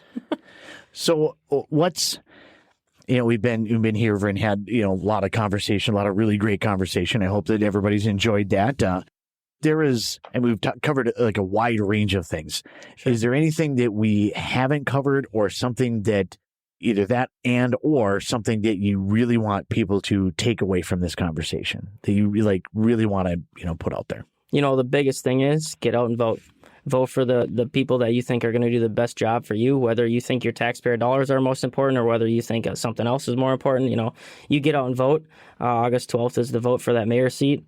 I'd love the vote, but I understand if not. And, we just have to keep doing what we can for our community, be as efficient as we can for our community, provide the essential services, and let people spend their money how they please. If somebody wants a pool or a splash pad, think about it this way. You're saving $600 or $700. You can take that $600 or $700 and do it at your own house. You can buy a pool for $300. Sure can. So it's just a little bit different way of thinking. And I guess that's my biggest message is just vote for efficiency. That's what my whole campaign is. Vote for someone that's going to be real and honest.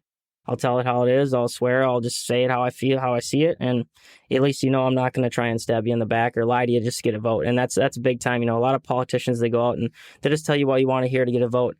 And my belief is if people don't want me in that seat for who I am, then I don't want it because I don't want to sell my soul to be in a mayor's seat. I don't need the ego. I don't need it. I'm not there to do that. I want people to want me there and, hopefully appreciate the work that we've been doing as a team.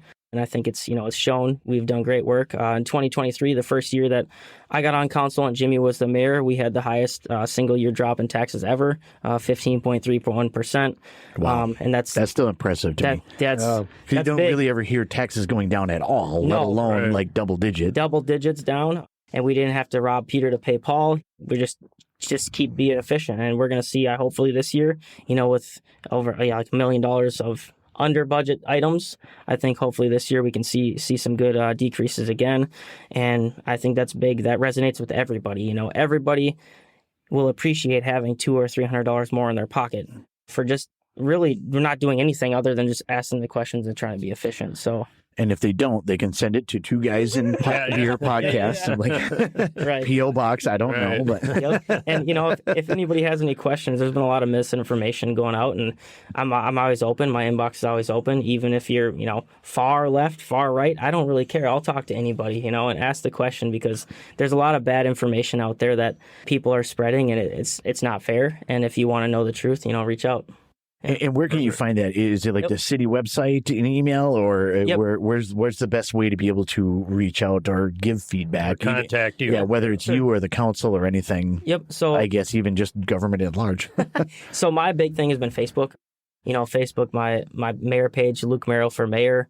Otherwise, my personal page, Luke Merrill, Merrill. Otherwise, you can email me, lukejmerrill@aol.com. You can reach out to the city. My phone number is 763-516-5082. Shoot me a text or a call. I'm always happy to answer any questions that anybody has about anything. Get ideas. There's been a lot of idea input that I've gotten from people, and that's big. That's what I'm here for. I'm that mediary between your taxes and your family. And I'm that guy. So, the rest of council is too, but I feel like it's kind of my responsibility to be the leader of the group. And, that's what a mayor does. I still only have 20% of the vote, but I can bring stuff forward and mention ideas. And just go from there. So if anybody wants to reach out, you can call City Hall and ask specific questions, like a lot of ordinance questions. I don't have the whole thing memorized. It's impossible. If you have ordinance questions, reach out to City Hall, 763-444-5512.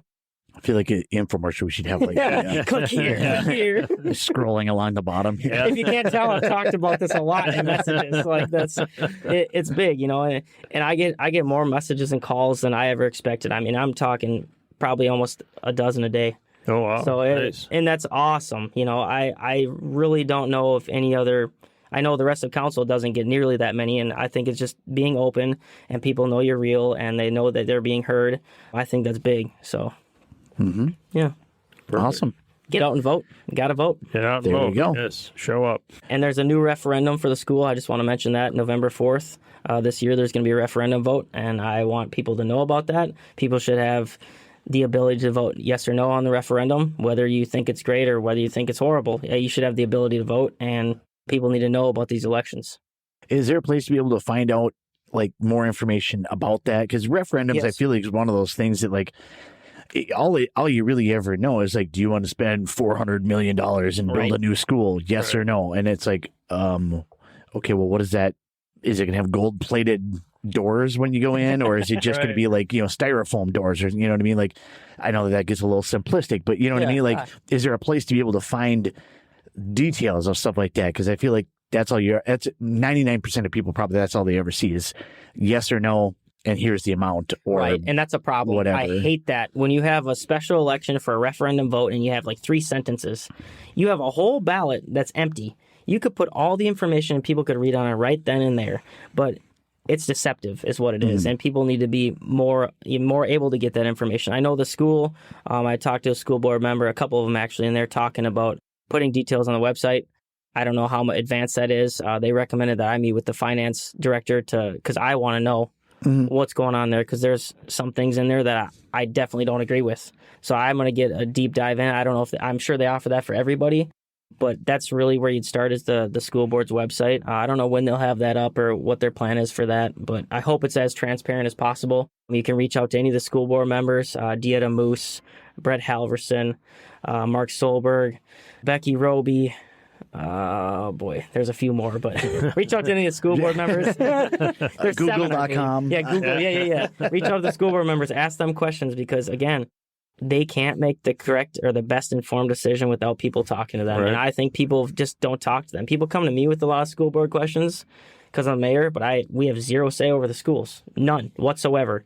So, just find the right person, ask the questions, give them ideas, give them feedback. I think they need to hear feedback, but yeah.